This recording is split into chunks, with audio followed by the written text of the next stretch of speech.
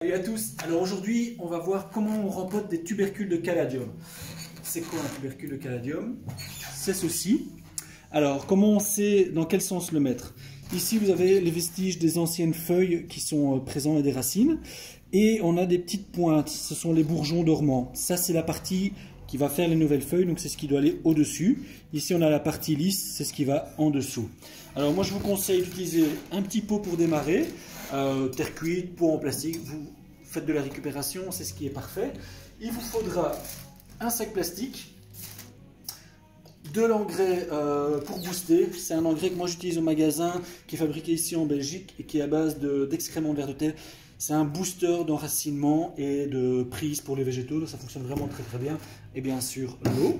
Alors, votre terreau, très important, c'est un terreau qui doit être acide, pH 5,5, 6,5. Vous allez remplir votre pot, mais pas complètement. Voilà, on s'arrête plus ou moins là. Ensuite, on va prendre le tubercule qu'on va poser sur le terreau simplement.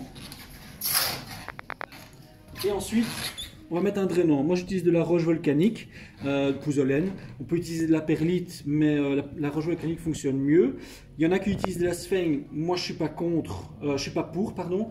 Tout simplement parce que ça vient de loin et c'est un produit qui a tendance pour le prendre à abîmer tout l'écosystème. Donc voilà, et chacun fait ce qu'il a envie.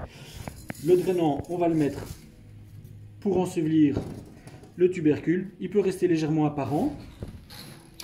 Dans l'eau, on va mettre l'engrais et on va arroser copieusement quand même. Voilà. Ensuite, on va prendre le sac en plastique.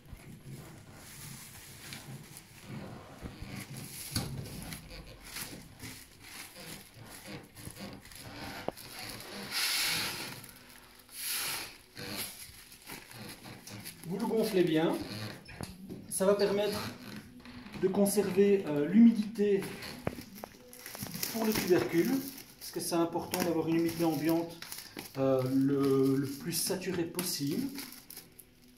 Et alors, vous allez placer le tubercule à un endroit très lumineux et très chaud. L'idéal, c'est d'avoir une température d'au moins 26 degrés. Donc, soit vous avez une pièce bien chauffée chez vous, vous avez un tapis chauffant, ou alors ce que vous pouvez faire, qui fonctionne encore relativement bien, c'est vous, sur un radiateur, vous mettez une planche en bois pour diffuser la chaleur, c'est important, et vous posez votre caladium sur le radiateur. Ça va maintenir l'humidité. Et au bout de quelques semaines, ça va démarrer. Voilà. Ciao!